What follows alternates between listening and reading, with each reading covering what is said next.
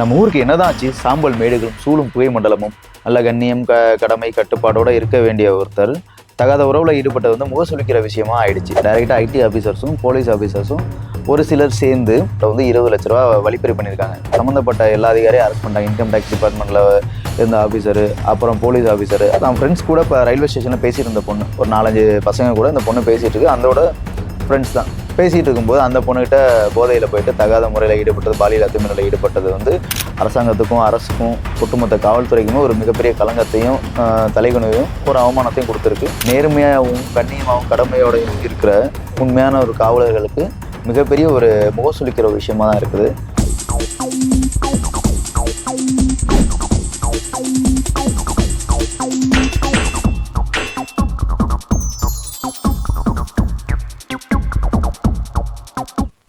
Welcome to DK talks. இன்றைக்கி நம்ம talk ஷோவில் எதை பற்றி பேச போகிறோம், எதை பற்றி நீங்கள் கேட்க போகிறீங்க அப்படின்னா, அதுக்கு முன்னாடி சில விஷயங்கள் சில பேர் தான் பண்ணுவாங்க.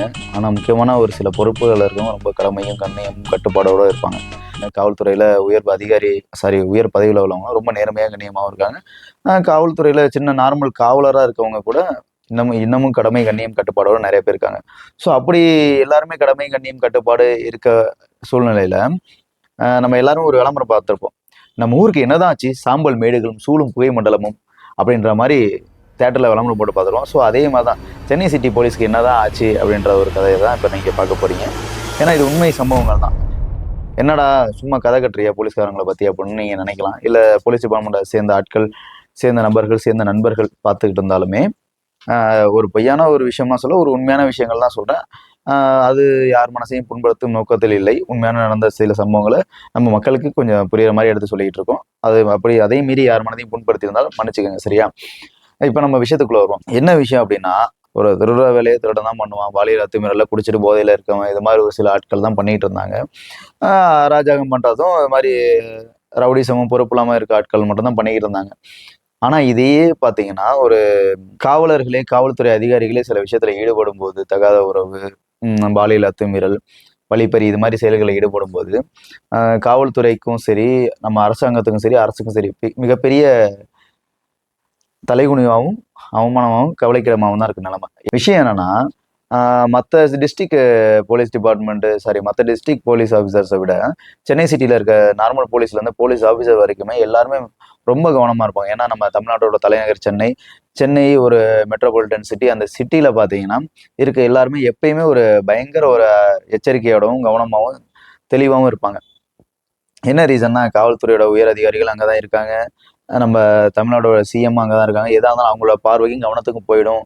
ஸோ அது மாதிரி போயிடுச்சுன்னா அவங்களோட வேலைகள் பாதிப்பு ஏற்படும், அவங்களோட கடமையிலையும் சின்ன ஒரு சரிவு ஏற்படும்ன்ற ஒரு பயத்தில் ரொம்ப கவனமாக இருப்பாங்க. ஆனால் இங்கே என்ன நடந்திருக்கு அப்படின்னு பார்த்தீங்கன்னா, அதெல்லாம் மீறி சில விஷயங்கள் நடந்திருக்கு. ஸோ இதுக்கு வந்து 3 எக்ஸாம்பிள்ஸ் இருக்குது. எக்ஸாம்பிளுக்கு எடுக்கணும்னா பாயிண்ட் நம்பர் 1, என்னடா நீ இஷ்டத்துக்கு பேசிகிட்டு இருக்கே, உனக்கு என்னடா தெரியும் அப்படின்ற மாதிரிலாம் நீங்கள் கேட்கலாம். ஸோ ஆதாரங்கள் இல்லாமல் நான் எதுவும் புழுக மாட்டேன், உண்மை இது பொய்யும் சொல்ல மாட்டேன், ஆதாரத்தோட தான் சில விஷயங்கள் உண்மையாக தான் பேசுகிறோம். நம்ம மக்களும் சில விஷயங்கள் தெரிஞ்சுக்கணும், பப்ளிக்கில் எந்த லெவலில் என்ன இருக்குது அப்படின்றதும் பப்ளிக்கும் தெரிஞ்சுக்கணும். என்ன ரீசன்னா, காவல்துறையும் அரசாங்கமும் அரசு மேலேயும் மக்களுக்கு மிகப்பெரிய ஒரு மரியாதை இருக்குது. ஆனால் அந்த ஒரு பதவியில் இருந்துக்கிட்டு அதை வந்து துஷ்பிரயோகம் பண்ணுற மாதிரி ஒரு மிகப்பெரிய பதவியில் இருந்துக்கிட்டு அதை வந்து தவறுதலாக பயன்படுத்தி அதனால ஏற்பட்ட விளைவுகளை தான் இப்போ நம்ம பார்க்க போகிறோம். ஸோ அதுக்கான ஒரு 3 எக்ஸாம்பிள் இருக்குது. 3 எக்ஸாம்பிள் பாயிண்ட் நம்பர் 1, அடிச்சாண்டா நெத்தியடின்ற மாதிரி ஒவ்வொரு விஷயமா இப்போ நான் சொல்லிட்டு இருக்கேன், நல்லா கேளுங்க. ஃபர்ஸ்ட் பாயிண்ட் என்னன்னு பார்த்தீங்கன்னா, சென்னை சிட்டியில் ஈஸ்ட் வெஸ்ட்டு நார்த்து சவுத்துன்னு இருக்குது. முதல்ல நம்ம நார்த் சைடு வரும். நார்த் சென்னையில் பார்த்தீங்கன்னா டிராஃபிக் ஜாயின்ட் கமிஷனர் மகேஷ்குமார் அவர் வந்து பார்த்தீங்கன்னா அவரு கீழே ஒர்க் பண்ணுற ஒரு பெண் போலீஸ்கிட்ட வந்து தவறுதலாக தகாத உறவில் பாலியல் அத்துமீறலில் ஈடுபட்டார் சொல்லி அந்த பெண் போலீஸே அவர் மேலே கம்ப்ளைண்ட் பண்ணியிருக்காங்க. கம்ப்ளைண்ட் பண்ணதில் அவரை சஸ்பெண்டும் பண்ணிட்டாங்க, ஜாயின்ட் கமிஷனரை. ஸோ ஆல்ரெடி ஒரு ஜாயின்ட் கமிஷனராக ஒர்க் பண்ணி இருந்திருக்காரு. இது மாதிரி தனக்கு கீழே ஒர்க் பண்ண ஒரு லேடி போலீஸை வந்து பாலியல் அத்துமீறல் அப்படின்ற தகாத முறையில் அவங்கள ஈடுபட்டிருக்காங்கன்னு சொல்லி அவங்கள சஸ்பெண்ட் பண்ணிட்டாங்க.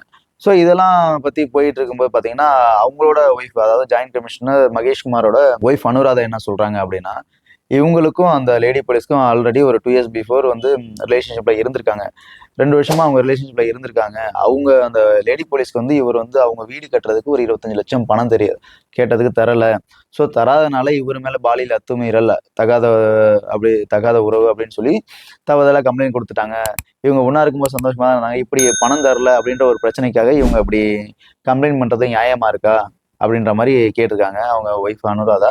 ஸோ அவங்க ஒய்ஃப் அனுராதாவுமே ஆல்ரெடி போலீஸ் டிபார்ட்மெண்ட்ல ஒர்க் பண்ணவங்க தான். என்ன ரீசன் அப்படின்னு பார்த்தீங்கன்னா, என்னதான் யார் தகாத உறவுல இருந்தாலும் இல்லாட்டியும் சரி, அது அவங்கவுங்க தனிப்பட்ட விருப்பம். ஒரு சில விஷயத்துல கம்ப்ளைண்ட் அப்படின்ற ஆயிடுச்சுன்னா அரசாங்கம் எடுக்கிற முடிவுக்கு தான் எல்லாருமே கட்டுப்பட்டாகணும்.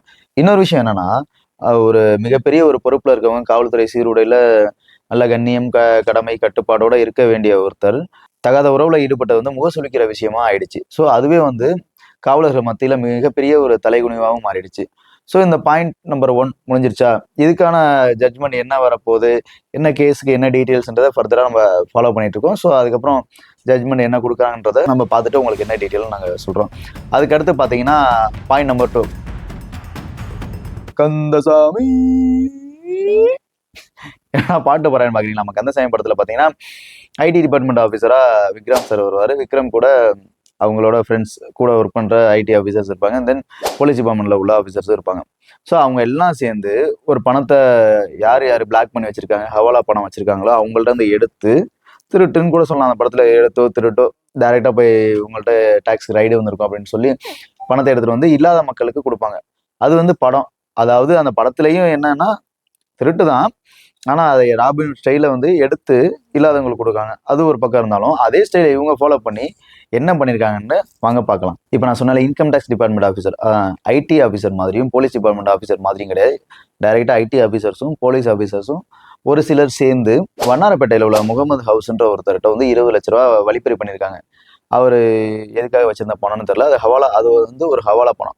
அந்த பணத்தை வந்து நீ டாக்ஸ் கட்டாம இருக்க அப்படி இருக்குன்னு சொல்லிட்டு பணத்தை வழிப்பறி பண்ணிட்டு போயிட்டாங்க. அதுக்கப்புறம் முகமது ஹவுஸ் கொடுத்த கம்ப்ளைண்ட்ல வந்து அந்த சம்பந்தப்பட்ட எல்லா அதிகாரியும் அரெஸ்ட் பண்ணாங்க. இன்கம் டேக்ஸ் டிபார்ட்மெண்ட்ல இருந்த ஆஃபீஸரு, அப்புறம் போலீஸ் ஆஃபீஸரு. அது யார் யாரு அப்படின்னு பார்த்தோம்னா, திருவல்லிக்கேணி போலீஸ் ஸ்டேஷன்ல உள்ள ஸ்பெஷல் பிரான்ச் எஸ்ஐ ராஜா சிங்கும், அதுக்கப்புறம் கூட இருக்க போலீஸ் ஆஃபீஸர்ஸ் கொஞ்சம் 8 அந்த மாதிரி ரேஞ்சில் உள்ளவங்க. இது மாதிரி இவங்கெல்லாம் சேர்ந்து 20 லட்சத்தை முகமது ஹவுஸ் வந்து அடிச்சுட்டு போயிட்டாங்க வழிப்பறி பண்ணிட்டு. ஸோ அதுக்கப்புறம் இது முகமது ஹவுஸ் என்ன பண்ணா, என்னோட ஹவாலா பணத்தை நான் எடுத்துட்டு வந்தா இது மாதிரி வழிப்பறி பண்ணி எடுத்துட்டு போயிட்டாங்க போலீஸ் டிபார்ட்மெண்ட் ஐடி டிபார்ட்மெண்ட் சேர்ந்துன்னு சொல்லி கம்ப்ளைண்ட் பண்ணாரு. அந்த கம்ப்ளைண்ட்டை விசாரிச்சதுக்கப்புறம் இந்த சம்பவத்தில் யார் ஈடுபட்டாங்க அப்படின்னு பார்க்க போனா திருவல்லிக்கேணி போலீஸ் ஸ்டேஷன்ல உள்ள ஸ்பெஷல் பிரான்ச் எஸ்ஐ ராஜா சிங், அப்புறம் ஐடி டிபார்ட்மெண்ட் ஆஃபீஸர் தாமோதரன், அப்புறம் பிரபு பிரதீப் அப்படிங்கிறவங்கள அரெஸ்ட் பண்ணி கோர்ட்டுக்கு கொண்டு போனதுக்கப்புறம் அப்புறம் ஜட்ஜி கூப்பிட்டு விசாரிக்கிறாங்க. இதெல்லாம் எதுக்காக பண்ணீங்க, யார் சொல்லி பண்ணீங்க, இதெல்லாம் யார் யார் பிளான் பண்ணியிருக்கீங்க, உங்களுக்கு பின்னாடி யார் யார் இருக்கா, இதெல்லாம் யார் யார் செஞ்சிருக்கீங்க அப்படின்ற விசாரினா கண்டிப்பாக போகும். அது மாதிரி விசாரிச்சுட்டு இருக்கும்போது ஜட்ஜி கேட்டதுக்கு இவங்க எல்லாம் சேர்ந்து என்ன சொல்லியிருக்காங்க, வக்கீல் வண்டு முருகன்ற கதையா இதுக்கு ஒட்டு மொத்தமாக பிளான் பண்ணி கொடுத்தது சைதாப்பேட்டை எல்லண்டோ போலீஸ் ஸ்டேஷனில் உள்ள ஸ்பெஷல் பிரான்ச் எஸ்ஐ சன்னி லாய்டுன்றவர் தான் பிளான் பண்ணி கொடுத்தாருன்னு சொன்னதும் கடுப்பான ஜட்ஜி எல்லாரையும் அரெஸ்ட் பண்ணி உள்ள தள்ளுங்க அப்படின்னு சொல்லி எல்லாத்தையும் ஜெயிலுக்கு தள்ளிட்டாரு. ஜெயிலுக்கு தள்ளதுக்கப்புறம் அதுக்கப்புறம் உளவுத்துறை விசாரிச்சுட்டு இருக்காங்க. இது மாதிரி யாரும் ஈடுபட்டிருக்காங்களா இதுக்கு இவங்க கூட, இல்லை வேற யாரும் இது மாதிரி பண்ணிட்டு இருக்காங்களா அப்படின்றத தொடர்ந்து காவல்துறையை கண்காணிச்சுட்டு தான் இருக்காங்க. முன்னாலாம் காவல்துறை வந்து திருடர்களை கண்காணிச்சிட்டு இருப்பாங்க, கொலகாரங்களை கண்காணிச்சிட்டு இருப்பாங்க. ஆனா இப்போ உளவுத்துறையை காவல்துறையை கண்காணிக்கிற மாதிரி ஆயிடுச்சு நிலைமை. ஸோ இப்போ பாயிண்ட் நம்பர் 3க்கு வரும்.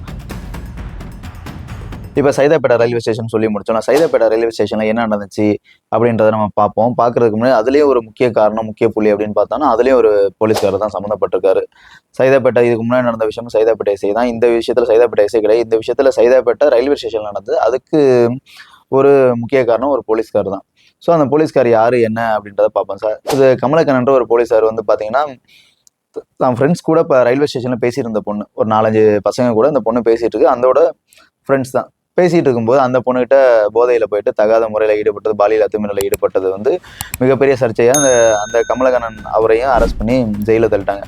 ஸோ போதை இல்லா தமிழகத்தை கொண்டு வரணும்னு நினைக்கிற முதல்வர், அவரோட கட்டுப்பாட்டில் இருக்க காவல்துறையிலே இது மாதிரி போதை ஆசாமிகள் நிறைய பேர் இருக்காங்க. போதை பழக்கம், போதை கடத்தல் கும்பலோட தொடர்பு வச்சுக்கிட்டு நிறைய பேர் இருக்காங்க. ஸோ இது வந்து அரசாங்கத்துக்கும் அரசுக்கும் ஒட்டுமொத்த காவல்துறைக்குமே ஒரு மிகப்பெரிய களங்கத்தையும் தலைகுனிவையும் ஒரு அவமானத்தையும் கொடுத்துருக்கு.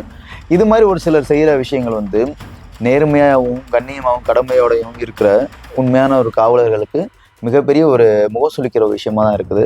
ஸோ இது மாதிரி ஒரு சிலர் பண்ணுற தப்பால் வந்து ஒட்டுமொத்த காவல்துறைக்கும் கலங்கம் ஏற்பட்டுட்டு இருக்கு. முழுக்க முழுக்க எல்லாருமே சில விஷயங்கள் சொல்கிறது தான். என்னதான் நம்ம இதுக்கு முன்னால் அடித்தாலும் இது பண்ணாலும் திருத்துறது ரொம்ப கஷ்டம் எல்லாரையுமே. அவங்களா உணர்ந்து திருந்தினா மட்டும்தான் சில விஷயத்துக்கு திருந்த முடியும்.